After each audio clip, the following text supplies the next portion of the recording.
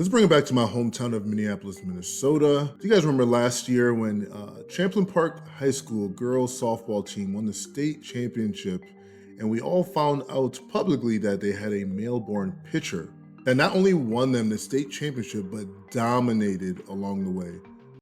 And the pitch. Berger back in the fifth. Swing and a miss here first. 0-2 pitch. Struck. That one was high and hot. Swing. Back and unleashed one. See how she whips? It's just such an advantage. Arm to Rothenberger. 2 away, nobody aboard the pitch. Hit down the line, and it's caught. That's it. Win. And the Rebels are your 4A state champions of 2025.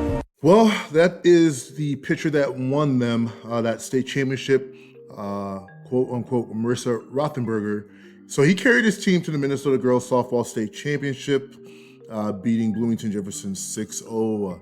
He pitched 5 straight games, so that's 35 innings consecutively, allowing 2 runs in 5 games, and shut out 4 of the last 5 teams. I'm national correspondent Kayla Gaskins in Washington. A new federal Title IX investigation now opened into Minnesota after a transgender pitcher led a high school team to the state championship. And the pitch. It was quite an impressive run for high school junior Marissa Rothenberger, pitching every inning of the Minnesota Girls State Softball Tournament for Champlain Park, including a complete shutout in the final game to snag the title.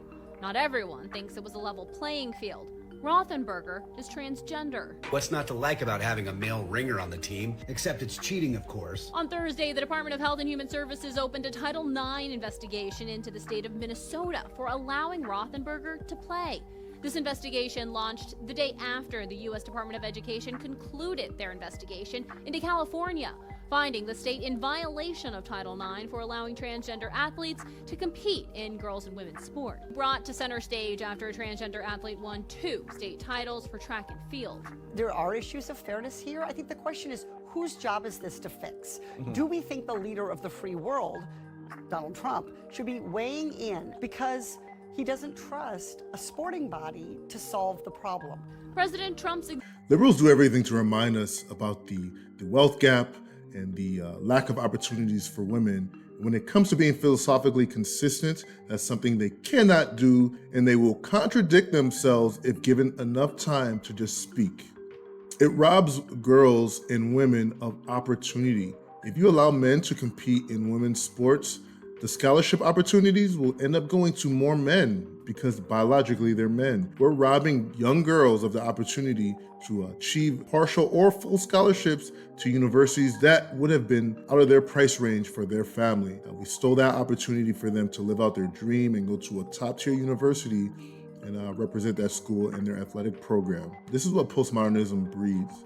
They do not care about philosophical consistency. It's more Eastern philosophy where it's a both and logic. So of course, when it comes to the discussion of female safety in sports, that's thrown out the window the moment you introduce this new component, which is gender fluidity. You allow boys and men into female sports, safety goes out the window, and now our girls are at risk of getting hurt. So the story was, of course, the greatest female fighter of all time. At the time, she fought an average amateur boxer, and he absolutely pummeled her. Let's, of course, dive into this video. In this episode, we explore how the best female fighter was defeated by a male fighter. Suggested it could be a good idea to fight a man. Her opponent was Somchai Jaidi, an amateur fighter in Australia. He had a total of 14 fights and was a local amateur champion. The first round was closely contested, but Somchai landed the cleaner power shots. He even knocked Lucia's head back with a big cross. The Thai also swept Lucia multiple times, once with a teep, another with a roundhouse, and then once inside the clinch. Somchai didn't look like he had better technique, but he was clearly faster and more powerful. Lucia was also able to sweep Somchai once, and for most of the round, she was the one pressing forward with aggression. Overall, Somchai covered the long range much more effectively than Lucia. This was important for him to be a sniper, allowing him to land clean shots without a response. It's obvious here that it wasn't the technique that made the difference, it was the power and speed.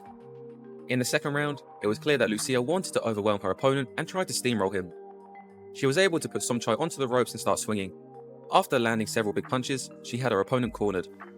But that's when he started swinging back. landing a left and right hook with an uppercut that sealed the knockout. The fight was immediately called off, and the trainer came in to cradle Lucia. It was a courageous showing by the best female fighter of all time. After this sanctioned exhibition fight, Lucia would go on to be trained by Freddie Roach and dominate the world of boxing. Well, that was just one example, and one of the more popular and infamous examples of men and women entering to the ring with one another. Not only are people upset about it, but we even have President Trump opine on the topic. My administration will not stand by and watch men beat and batter female athletes. The order still faces legal hurdles, one of those coming from Maine. You better comply, because otherwise you're not getting any federal funding. Every state, good, I'll see you in court. I look forward to that. That should be a real easy one. To ban transgender athletes from women's and girls' sports. The bill failed in the Senate, putting its future in limbo. At the moment, 27 states have laws on the books banning transgender athletes from competing. In Washington, I'm Kayla Gaskins. Plain and simple, get men out of women's sports. Let's bring back normalcy. Let's stop allowing the left to dominate. We'll have to live our lives subject to this crazy liberal worldview, and that's chaos, and that would be a hellacious experience for most. I pray that this lawsuit, of course, is fruitful. Pray that they win and they sue the school. They robbed so many girls of opportunities. There could have been another winner of that state championship. Let's continue to pray for our young females in athletics, and let's pray we can see an end to this within our lifetime. This is lunacy, it's demonic, and it will not win.